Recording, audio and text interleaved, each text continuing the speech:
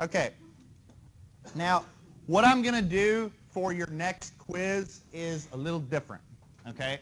I'm going to give you all a break. I think that you've earned it for now. Well, I'm going to do an hour one, but I don't think I'm going to do 20 questions. I think it's going to be more like 15 to 16. Let me explain why I'm doing this.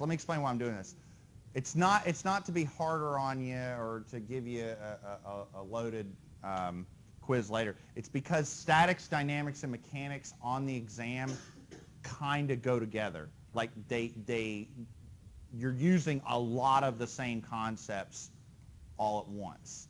And so I'm doing this not to like put you through the ringer next week. I'm doing this because next week, I think when you start the quiz and start to get into it, I think you'll see this all sort of flows together.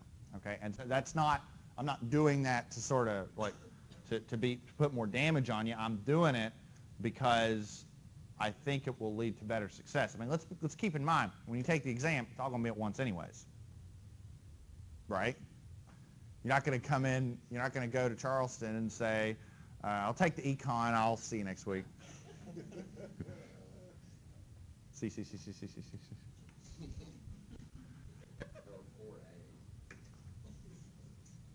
Well, I had to have one quiz with a bunch of A's in it. I'm sorry. Statistically, 1 out of 4 quizzes had to have a bunch of A's in it. Or I guess that's how statistics works. I'm just kidding. What's that? Yes, sir.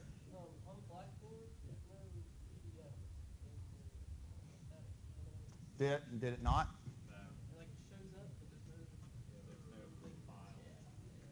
I thought I uploaded it. Hold on. All right, we're back. Okay, let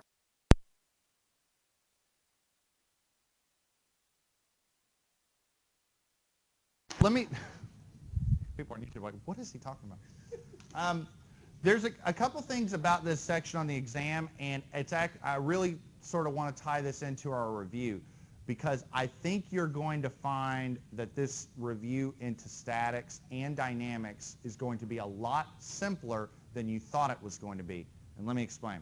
First off, one thing you're not going to see me do here right now is shear and moment diagrams. You're not going to see me compute like support reactions or truss analysis like we do in structural analysis. The reason why? We're going to do a structural analysis section later. So I'm not going to double dip and do stuff we're going to talk about later. Okay?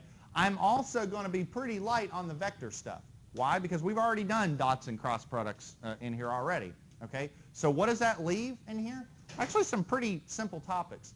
And when it comes to the dynamics on the exam, I think you're going to be surprised at how straightforward that is as well. Yes, sir. That's a good question, and the answer is yes, but it doesn't quite say that. I mean, like you'll know when you're in the ethics section as opposed to when you're in the statics section.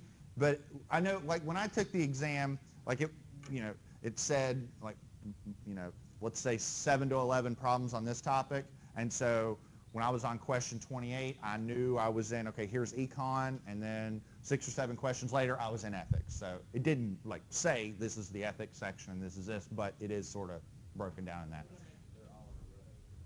Yeah, and yeah, they're not random. You're not going to get an ethics question and then a geotech question.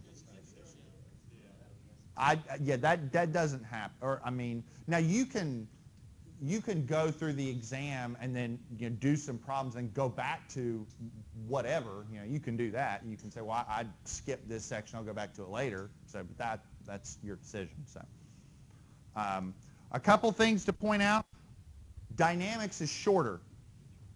It's a shorter section on the exam than statics, which when I saw that as a civil engineer, the 2 words that popped out of my mouth were thank and God in that order, because civil engineers, stuff sits still. So that would be one word, yeah.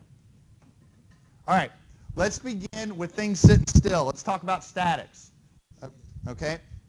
Now, The questions that you get in the statics portion on the exam are pretty basic, okay? Remember, there is a mechanics of materials section. There is a structural analysis section. This is the stuff that you need to be able to do on the exam. And so we're going to start pretty basically. So I have an eye bolt, and I have a number of forces on that eye bolt. What is most nearly the magnitude of the resultant of these forces? So I have got to believe that everybody in this room has seen a problem like this. It's pretty straightforward. It's pretty plug and chug. Let's go through it together. All right, so I'm lazy, so I'm going to go here and copy and paste and do that.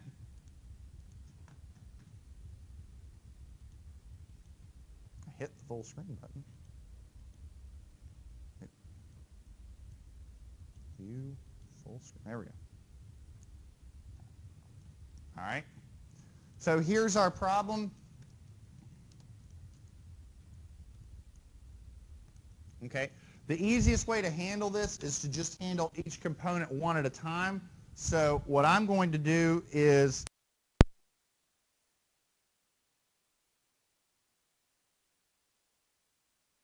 three and this as 4.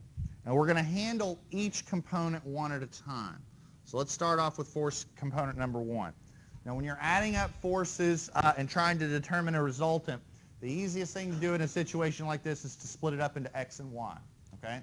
So let's start off with force number 1. What's the x component of that force? 0. There we go. Okay? And what about the y component? 10. And what we're going to do is we're going to say it's positive 10. It's going upwards. All right? Everybody okay with that? Now, right off the bat, we're using numbers. Okay? Option number 2. Okay? We have 15 pounds. Now, 15 pounds, we don't have an angle. We have a slope ratio. Now, I know I taught you all how to handle this. If this is a 3-4, that makes this a 3-4-5, right? So when it comes to the x component, we use the x slope ratio. So we say 3/5 of 15 pounds, which is 12 pounds, and that's positive, right? What? Oh. Is it 9? The other one's 12, yeah. This is 4/5. Okay, it's LB. Yeah. That's 12 pounds. All right. Okay, is everybody okay with this? All right, so tell me what to do for the third one. So what's the x component? For the x component, that's the cosine. Remember the Yes, if it was the angle from the y-axis, you're exactly right. So we're going to look at that here in a second. So this is 20 pounds times the cosine of 30 degrees, and Fy is 20 pounds times the sine of 30 degrees. Now, am I missing something here? Negative on what? The y. That one's negative. Okay? So help me out. What do I get for x and y? What's x? This is positive. That's negative. Somebody give me an...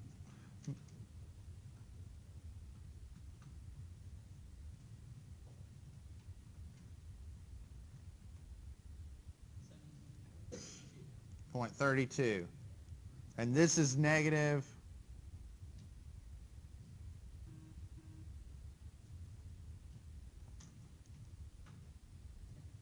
10. My goodness. All right. Now, Mr. Smith brought up an interesting point for force number 4. Normally, we associate the cosine with the x direction and the sine with the y direction. But that's if the angle is measured from the x-axis. Here, the angle is measured from the y-axis. So you have two options.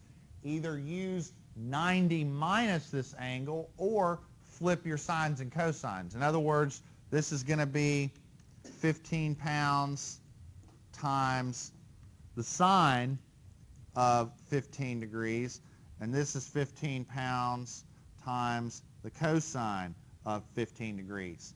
Now, what do I got to do with my plus and minus? What do I have to do with my signs?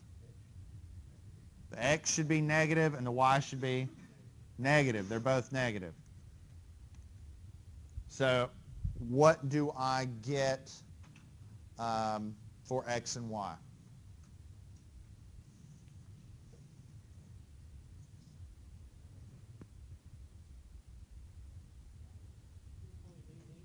Th 3.88 pounds, and this one is somebody else.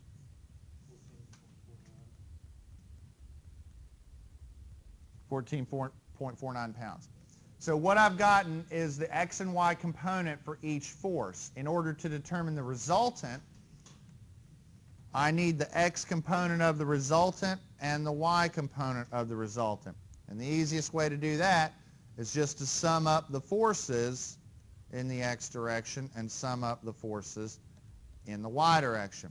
So if I sum up all the x components and the y components, what do I get? Let's start with the x. Say again, 22.44. And is that positive or negative?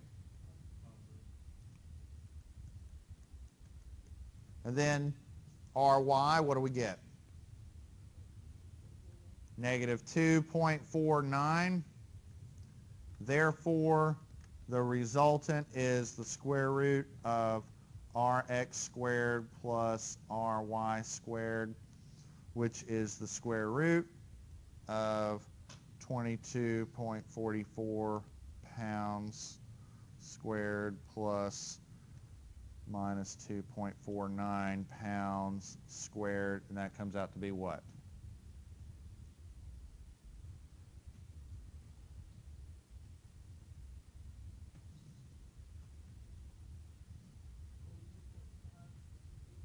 So 22.6.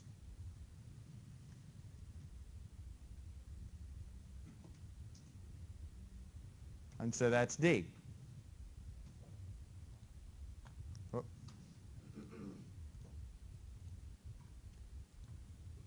Man. What do you think? Any questions? I'm teaching it. So I'm going to be talking and waiting for you all to do the calculations. You're like, grabbing the calculator out of your bag. Loves.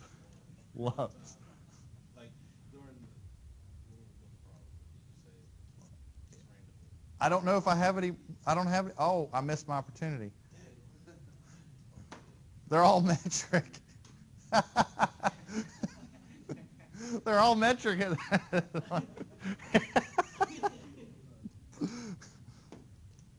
I'm sorry.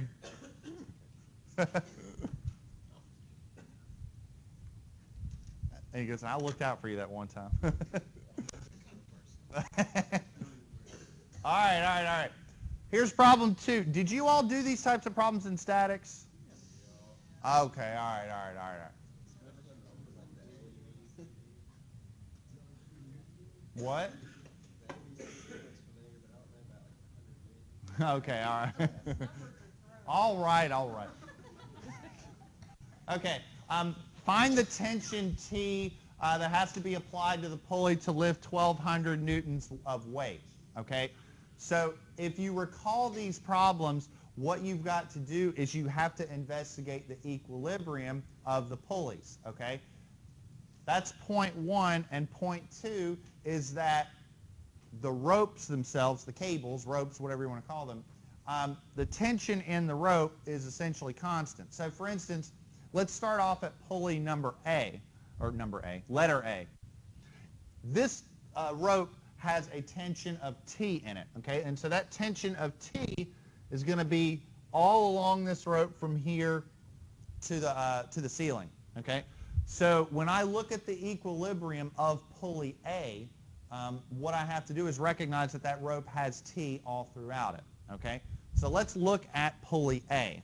Okay. So samurai sword or lightsaber, we're going to slice pulley A out of the system. Okay. So if I look at pulley number A, I did it again. All right. So here's the pulley. So this is A. And what's going on is I have a rope going around that pulley that looks like this, and I have a rope going down from that pulley that looks like this. Now if I'm looking at pulley A, this is tension. Okay?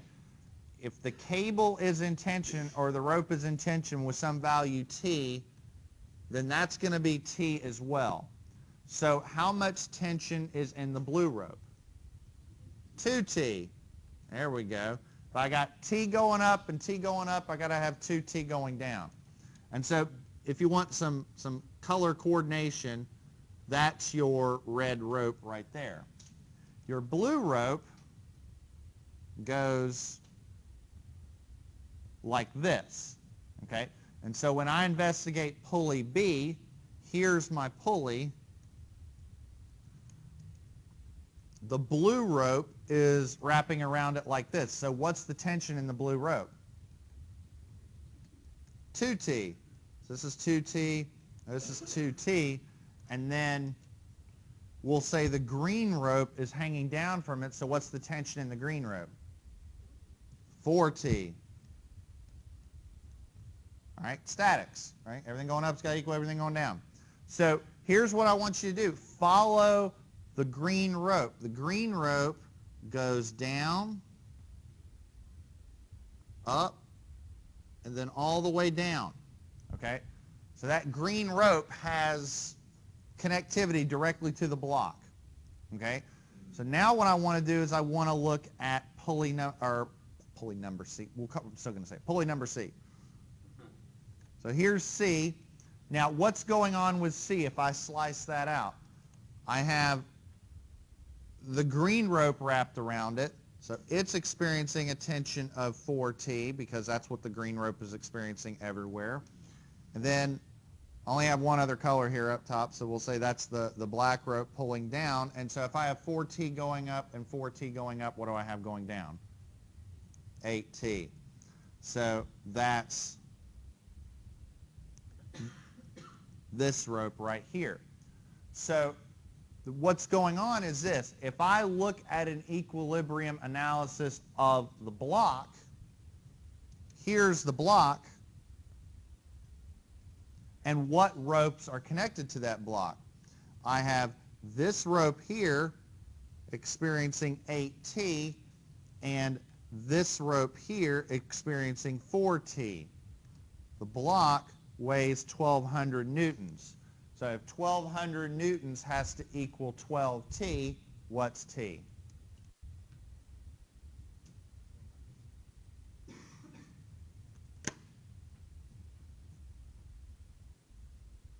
Boom. Did you all do problems like this in statics? Yeah.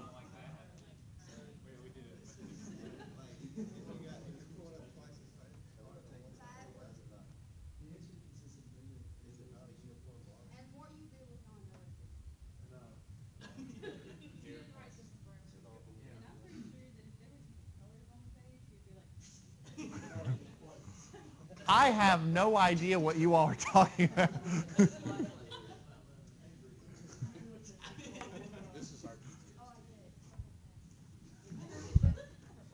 I have no idea what you all are talking about. Hold on. I did hear, I think it was he mentioned that wouldn't it sort of lift lopsided or whatnot?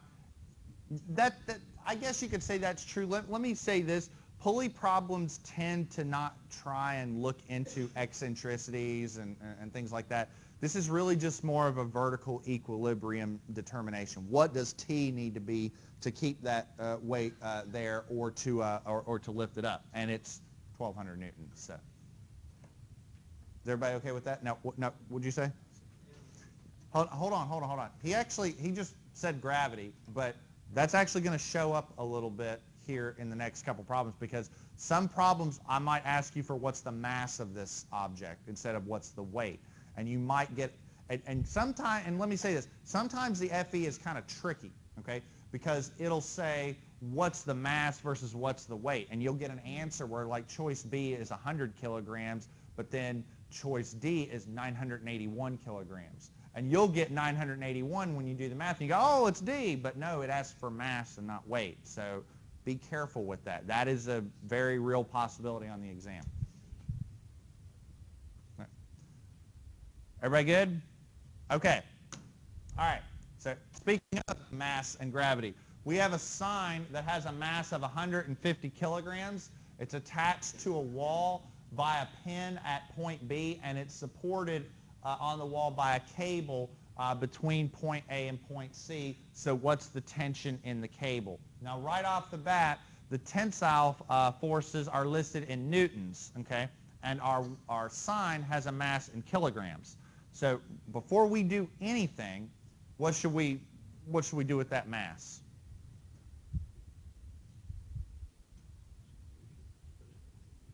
And how do we do that? So the weight of this sign is mass times gravity. And so if gravity is 9.81 meters per second squared, what is 150 times 9.81?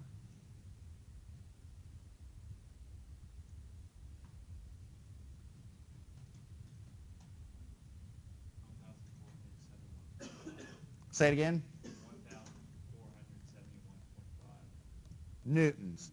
Right off the bat, do that. Okay? Everybody okay with this? All right. Now, the sign is treated like a rigid body. So let's look at this from a free body diagram standpoint. How many forces are being applied to the sign right now? I propose 2. Okay? There's a force on this, other than its self-weight, There is a force here at B, and then there's a force here at C, the tensile force in the cable. Everybody okay with that? All right. So let me draw a little free body diagram over here. So here's the sign. Okay. Now, I got a hinge right here, right there at point B, and that should give you a hint as to how we're going to solve this. What do you think we're going to do at point B? We're going to sum moments. Okay? Now, this sign is a rectangular sign that has a force of 1,471 some odd newtons, and it's a rectangle, so that's right in the middle. So I propose that we have a force going down right here that's 1471.5 acting right there at the center of gravity. Okay? Now, resisting that, we have a tensile force in this cable, but it's going like that. Okay? So what I'll do is I'll say this is tensile force AC. Okay? Now remember what I can do? I can split that into ACY and ACX, or no, ACX, ACY, I got that backwards. All right. Everybody okay with that?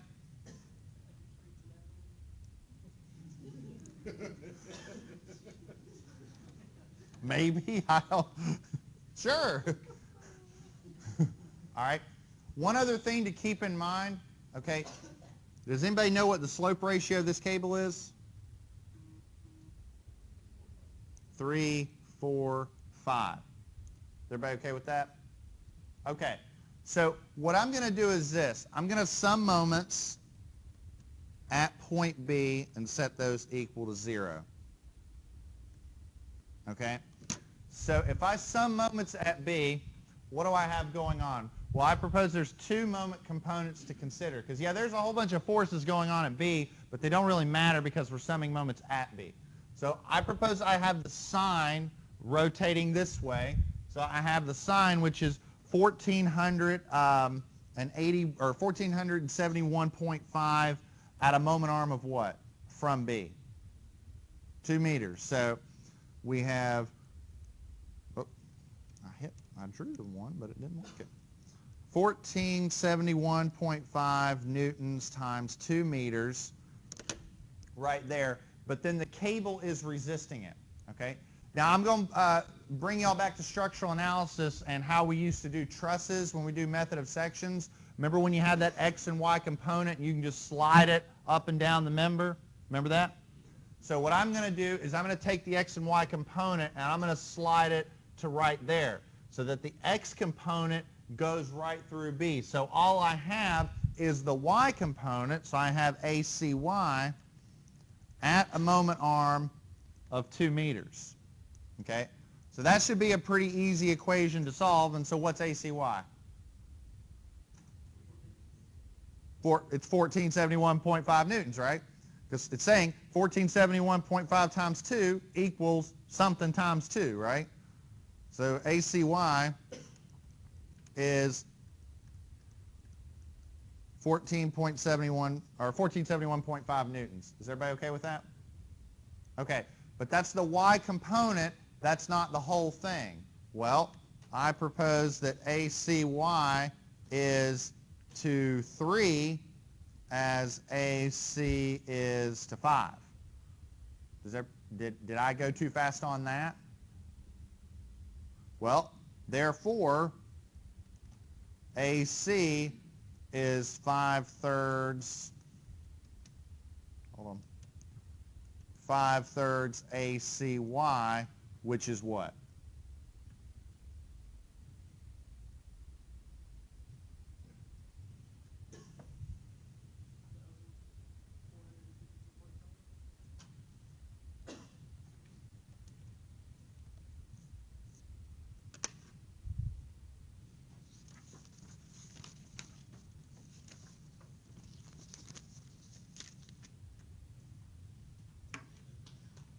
What's that?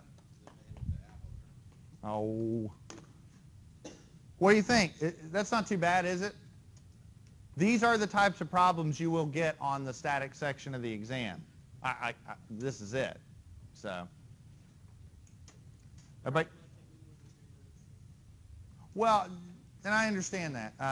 That's why, again, what you're going to see on the exam or on the quiz that I do is going to be proportional. So just trust me on that.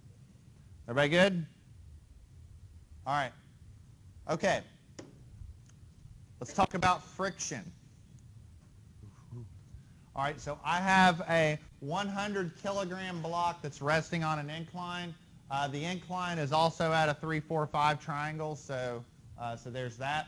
Now we have the coefficient of static friction between the block and the ramp is 0.2. So now the mass of the cable is negligible and we don't have any friction at C. So that's just telling us the only thing we have to consider is really the incline and the force in the cable and friction, or friction between the block and the angular surface. Like we don't have to consider anything else.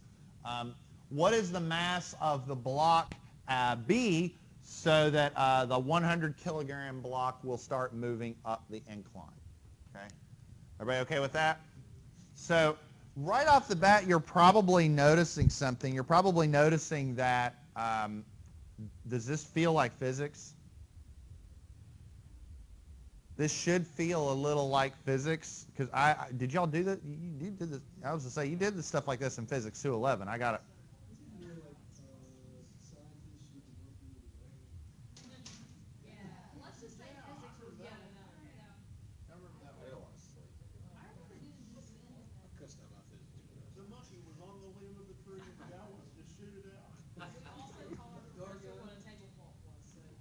What is what was your freshman year? Like, I know what your junior year was. I know very well about your junior year. Yeah, I so the sun.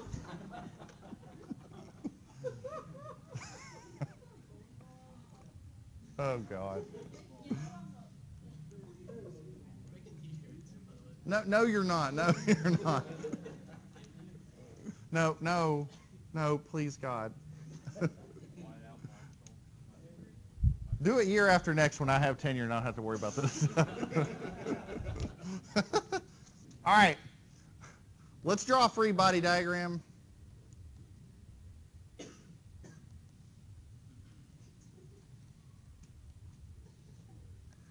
My goodness. Okay. I'm a popular guy. My phone's going off like crazy. Let's see. So I've got my angular surface, and I've got this, and I've got this. Okay. So this is block A. Okay, let me show you something, and this is a little trick that I've learned, and I don't know if you all learn to do this way. This is what I do. When I don't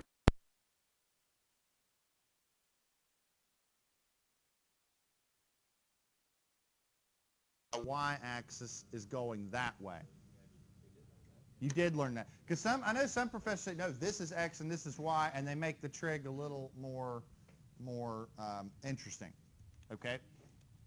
Now, here, everybody relax. All right, so I have some force in this cable here, and I'm calling it F sub B because it's related to the tensile force in that cable related to block B.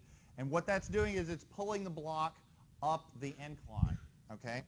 So what is going on in regards to the block? Well, what's that?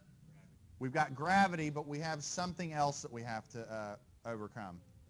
Friction. Okay, all right. So let's take care of a couple things. Now, this block is 100 kilograms. Okay, so what is the weight of block A? Well, it's the mass of block A times gravity, which I think I can do that one in my head, and that's 981 newtons. Everybody okay with that? Okay, all right. And so that weight is going down.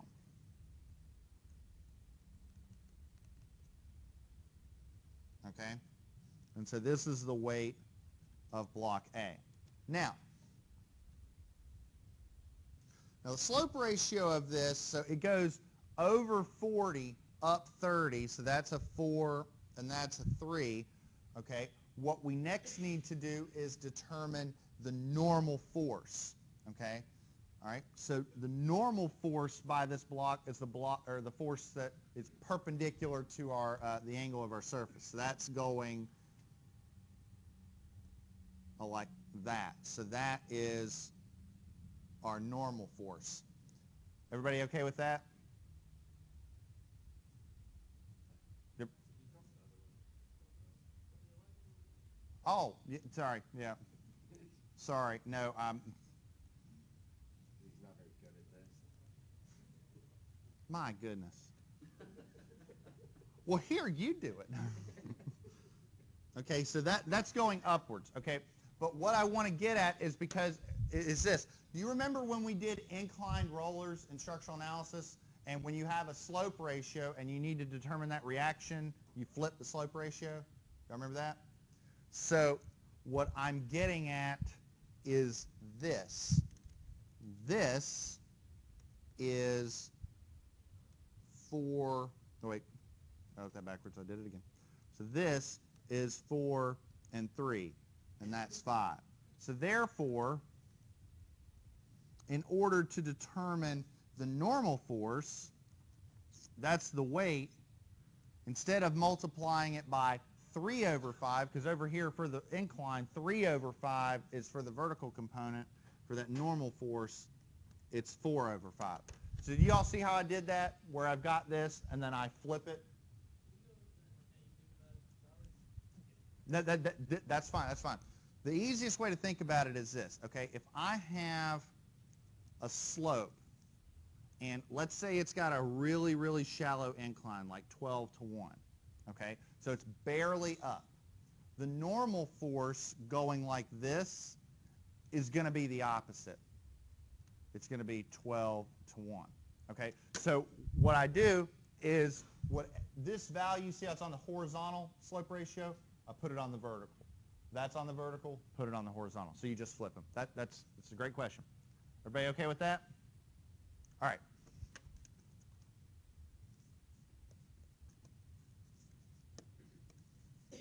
Okay, so what does this come out to be?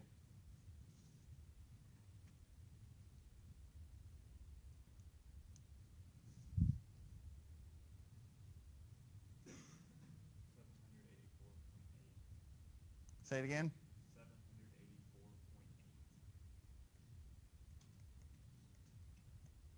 784.8. So far, so good? Okay. Now, this normal force, if you want another name for it, it's basically the vertical component of A. In other words, on this slope, that's the vertical component.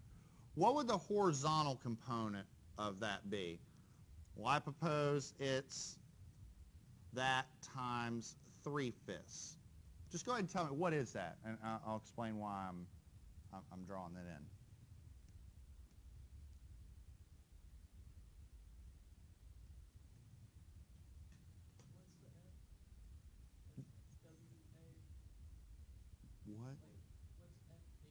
What? It's the horizontal component. So what I'm saying is, what? Yes. There's a reason why I'm computing this. Just bear with me for a second.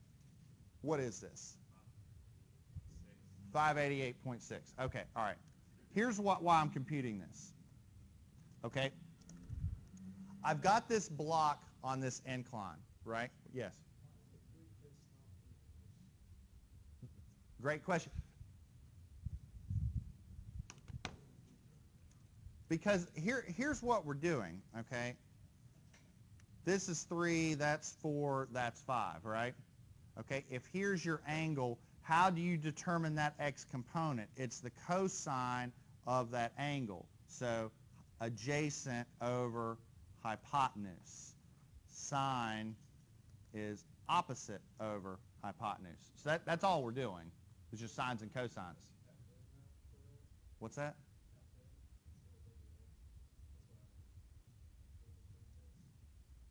What? Yeah.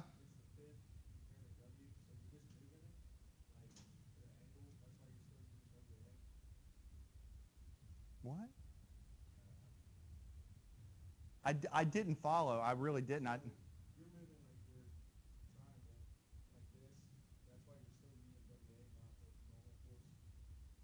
I'm splitting it up into its x and y components. That's what I'm doing. Let me answer it like this. This WA is acting vertically, so it's essentially like the hypotenuse of that triangle. And what I'm doing is I'm splitting it up into its x and y components. The y component, which is what's acting this way, is basically the normal force on the plane. The horizontal component, and this is what I was getting to, the horizontal component, which is the 588.6, that's the force that's pulling it down, okay? So what I'm getting at is here's this, okay? And if I hold it like that, two things are happening. Number one, my hand is having to hold it up because there's a normal force on my hand, okay? The other thing that's happening is when you take this and you do that, the phone kind of wants to slip out of my hand, right? The reason why it wants to slip out of my hand is because the forces that I have going on this section is I have a normal force acting upwards.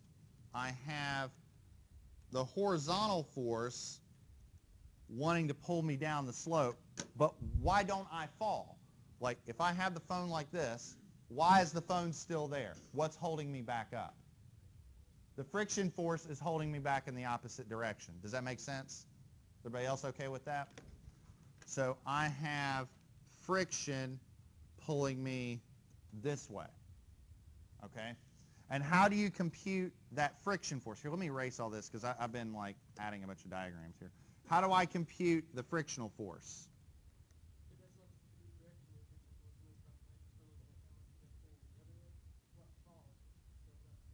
But it's along the surface. No, no. If you're trying to push a refrigerator across the floor, friction's going parallel to the floor. No. All right. The weight of, now this is a great question. This is a great question. The weight of the phone is wanting to push down, but friction is what's keeping it up in the opposite direction. I'm saying that, what I'm saying is this. I'm saying that friction is holding me up and the force is holding me up. And what we're ultimately going to do is sum forces in the x direction to determine what force FB needs to be to keep it static. In other words, if FB gets larger, it'll start to move up. Does that make sense? Yeah, but it says to start moving up incline. Just give me a sec. Just promise. I promise. I'll get there. Okay.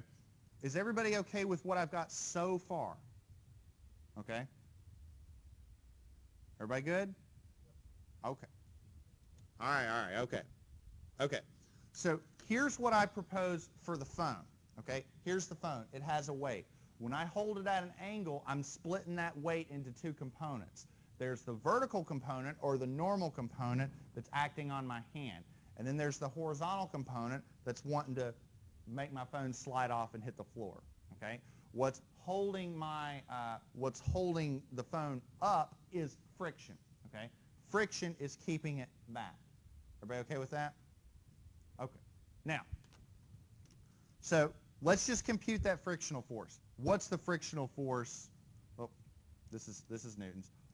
How do I determine what the force due to friction is? There we go. Our coefficient of static friction times the normal force. So I have the coefficient of static friction, which is what?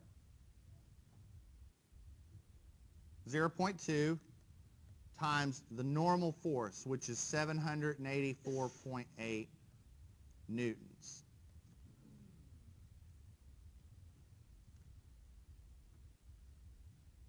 So what is this? Okay, say that again. 9.6. Do I have a second on that? Yep. Okay, all right. Now let me go back to what you were saying, okay? Ignore the cable. Ignore the cable. Cable doesn't exist, okay? What's happening on this block right now if that cable doesn't exist?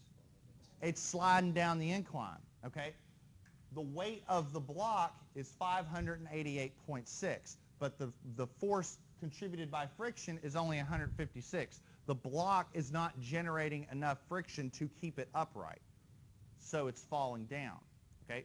What I'm saying is that if you sum forces in the x direction, okay, if you sum forces in the x direction, it's going to fall, okay?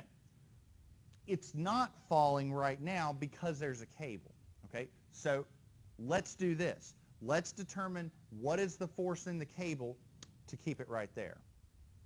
Everybody okay with this? All right, so just bear with me. Let's sum forces in the x direction. So we'll say that way and that way. So going that way, I have FHA, which is 588.6. And then going up the hill, I have FB, whatever that is, and then FF, which is 156.96 newtons going up the hill. Okay? So what's FB going to be? It's the difference of those two, right? So what is that?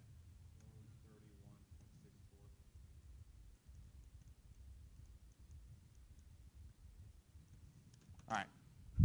Everybody with me on that? Okay. So let's go back to what you were saying.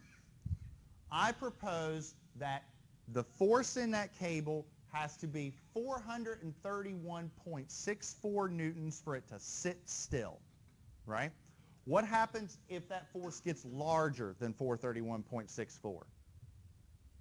It's going to move up the hill because sum of forces is not going to be zero. There's going to be more force going up the hill than there is going down the hill. Hence, it will start moving. Does that make sense? That's what we just did. See, the force if there was no friction, we would need 588. Friction is helping us going up the hill a little bit. But we have kinetic friction versus static friction. That's not what we're talking about. Yeah, that was kind of just what I was asking. We're only talking about up until a point that it starts moving. After that, like Yeah, we're only trying to get it to start moving. We're not talking about coefficient of static versus kinetic friction. Everybody okay with that? Now, the only thing left is this. The problem said, what's the mass in that block? Okay, what's the mass in that block required to get it to move? Well, we know what the weight of that block needs to be, so what's the mass? There we go. So if we take that, divide it by gravity, what do we get?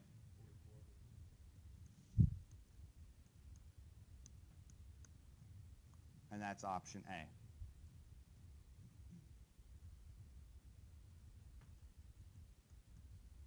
Is everybody okay with this?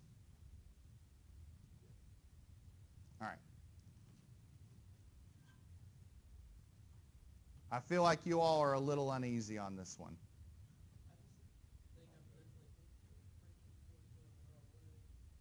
Well, think about it like this, okay? The easiest way to explain is just if you put something in your hand acting this way, the weight of the phone is pushing down, okay? Well, just think about it from a static situation. The phone isn't moving, okay? So if the weight of the phone is pushing that way, then the only thing holding it this way, the friction's got to go the opposite direction. Otherwise, think about it. If the weight and the friction both went that way, all I'd have to do is this, and I'd have a phone projectile shooting out of my hand. Do you see what I mean? Yeah, but for me to pull it back up, though, I feel like you would have to overcome the weight and. No, because I know what you're saying, but I know that the concept, it seems a little tricky, but the easiest way is just, again, So it's a reaction force that's offsetting gravity. that's what I'm saying. It's offsetting. That's a great way of putting it, because again, if it wasn't doing that, it would be contributing, and that wouldn't be possible. You see what I mean? Okay. Everybody okay with this? I know that it's been a while since you've done these problems. We usually don't deal with a lot of friction type stuff in our field, so alas. Okay.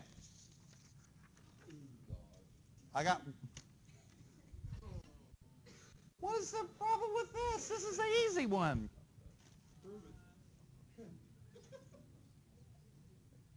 All right. If I ever mention that I'm over this engineering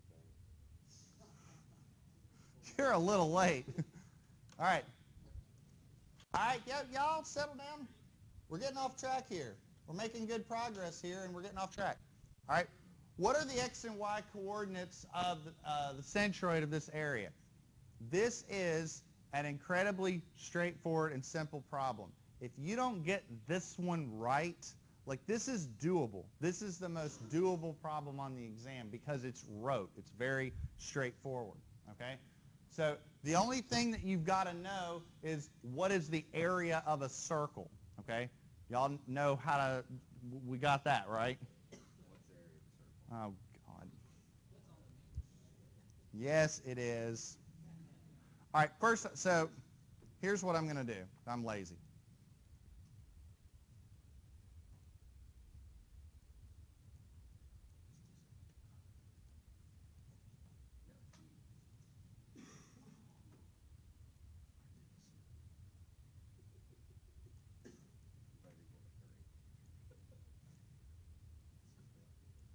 Oh, my goodness. There we go. All right. Okay.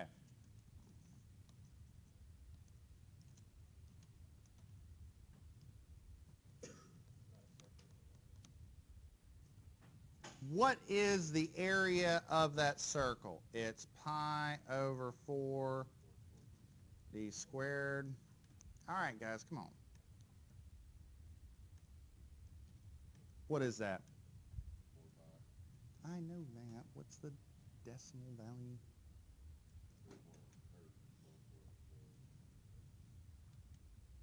You've got a calculator literally right there. Somebody. So 12.57.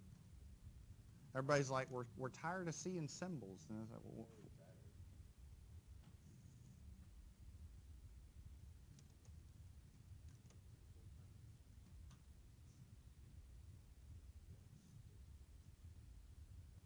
Okay. All right. Here's what I'm going to do for this problem is I'm going to employ a little strategy. Okay? Here's what I mean.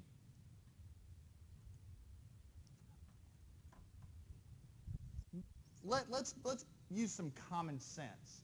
Okay? What can you tell me about the x and y coordinates on this problem, like for the choices? Well, the last one makes no sense. Here's what I'm getting at. That's true. But would you agree that the x choices are all different and the y choices are all different? So why do both?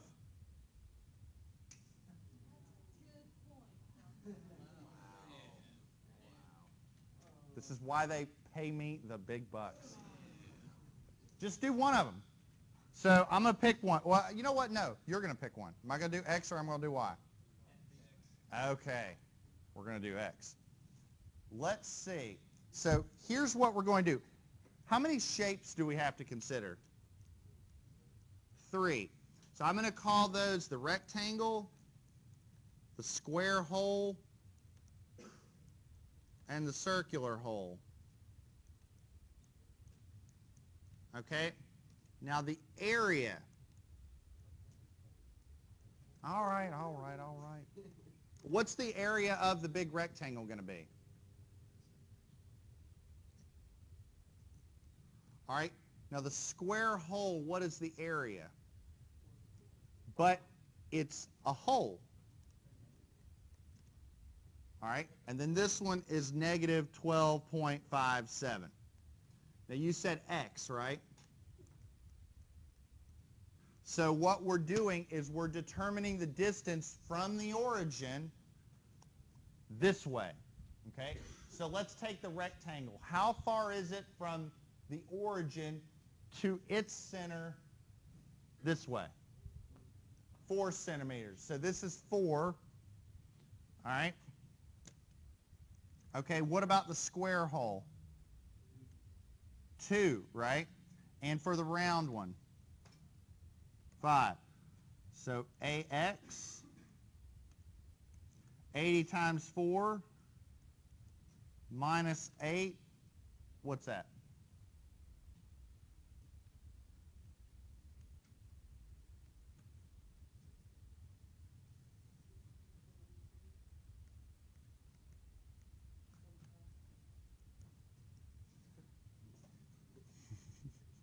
All right, sum those up. So do me a favor. Sum up the A column and the AX column. So what's the A column give us?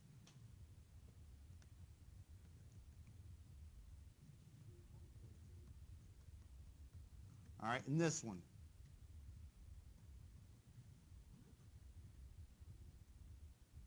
Huh? 11? No, this one. Hold on. Say it again. 249.7? 17. I'm just going to have to redo that one. 249.17. The reason why we sum those columns up is because to determine the centroid, we take the sum of AX over the sum of A. So that's 249, I'm getting ahead of myself, 249.17 cubic centimeters over 63.43 square centimeters. And so when you divide those two, what do you get? 3.93.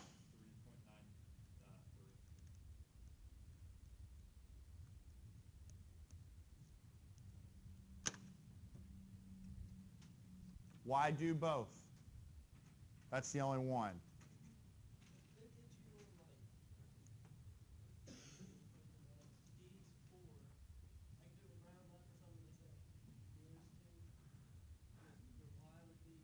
They could, but usually they don't do that. Usually that's usually not something they're considering. Usually the answers are so far apart from a scale-wise that they try and avoid that. Now, let's also be clear. They're human beings that are writing these questions. So it's possible that they write a question that can have some deceptive answers to that. And usually that's borne out by the statistical analysis they do of the questions at the end. Again, if 80,000 people miss question 12 and they all get the same answer for that reason, then they usually weight it accordingly. So don't worry about that as well. So they usually account for that. Everybody good? All right. How many people take this test a year? Well, a lot. They post the statistics on NCES. You ought to check them out. Dynamics. This is going to go faster than you think. What's that?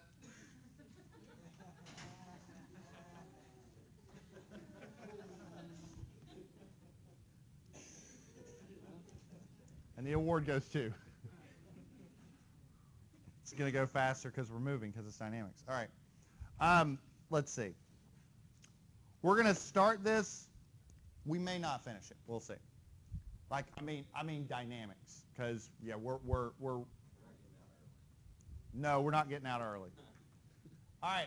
A particle starting from rest experienced an acceleration of 3 meters per second squared for 2 seconds. The particle then returned to rest in an additional distance of 8 meters.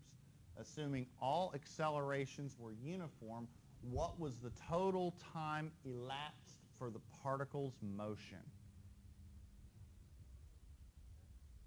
What's that? Not quite. How about this? Now, you all remember this stuff. There's 2 actions going on with this particle, right? It starts at rest, and then it moves to a point through acceleration, and then it slows down to a stop, right? And what it's asking for is the total time. So if we determine the time for each segment and just add them up, we're good, right? Let's take each segment one at a time. Let's talk about segment 1, or action 1. Okay. Let's try this again. There we go. Let's talk about action 1.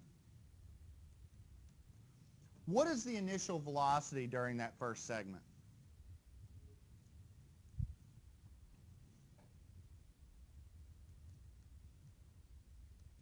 All right. What's the final velocity? Well, we don't know, do we? For that first segment, right? Do we know what the acceleration is?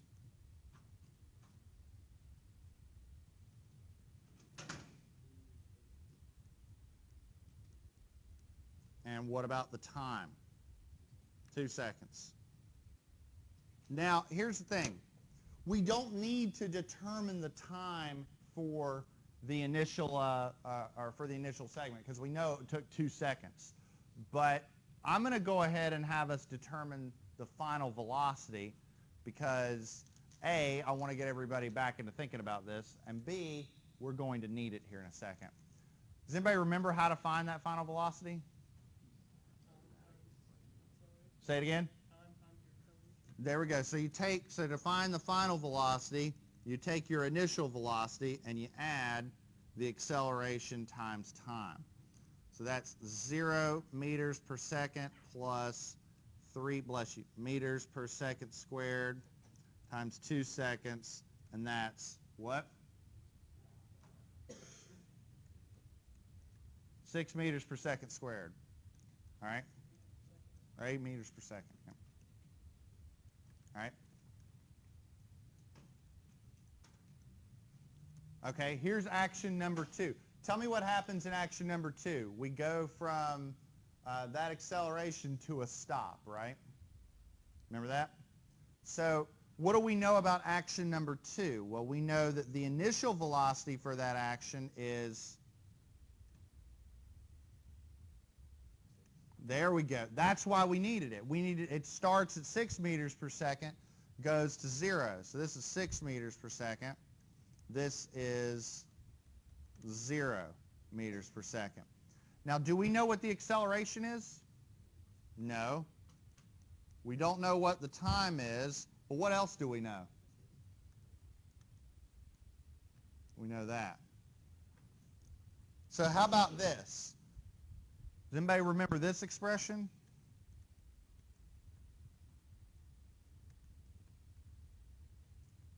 Remember that? It's been a while. If you don't remember it, where can you find it? There you go. There you go. You ought to look for it. Seriously, I'm not saying that to be flippant. I mean, you really should make sure you know where you can find this stuff.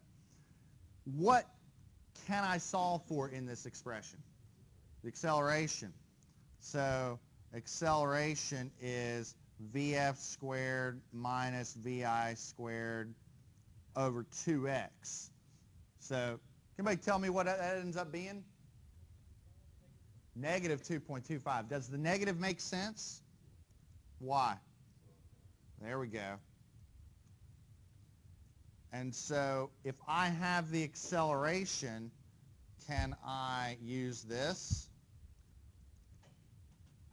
to determine the time? And so how would I determine that? It is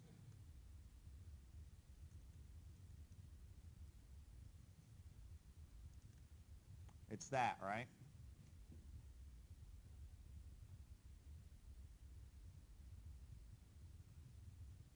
And so what does that come out to be?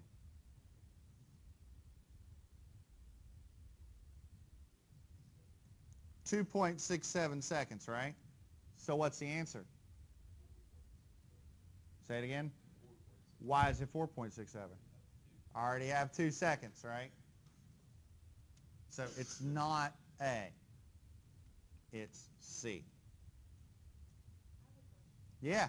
So, do you think, in the manual, it specifies like variable acceleration versus constant for the different formulas? Yeah. Do you think the questions will say like assuming all accelerations were uniform, or do you think that's something we're gonna have to determine? It'll tell you. It'll tell you. It won't, I mean, the only time it won't tell you is under gravity. Right. And you should know that that's constant. But other than that, yes, it will be constant. Okay. All right. Let's take a second. All right. Here's the thing. It's 5:26, and I have 3 more problems to do. I also have next week about 5 more problems in mechanics of materials, hence why I want to do that as one big quiz. So what I want to do is sort of stop for the day. Now, hold on. I think it's probably not a bad, look, I'm not telling you to do this. It's probably a good idea to look over this stuff because your next quiz on statics, dynamics, and mechanics, it's kind of a big topic, okay? So I recommend that you look over this stuff. I feel like some of the stuff that we did today is stuff that you haven't done in 3 or 4 years, okay? You're going to get asked this stuff very soon on the exam. So I recommend you take a look at it. One of the things that I haven't done during this lecture, and I'll be honest, I kind of did it on purpose. I could have done it throughout the lecture, but I didn't, is use the manual. I've been using it pretty regularly. This time I didn't, okay? Want to know why? No, come on. No. I want you to go, wait, where did he get that equation? Where is it? Look at the manual, okay? The centroid expression, the expression for velocity and particle motion, they're in there. Look them up. That is all I have for you this week. So to be continued next week.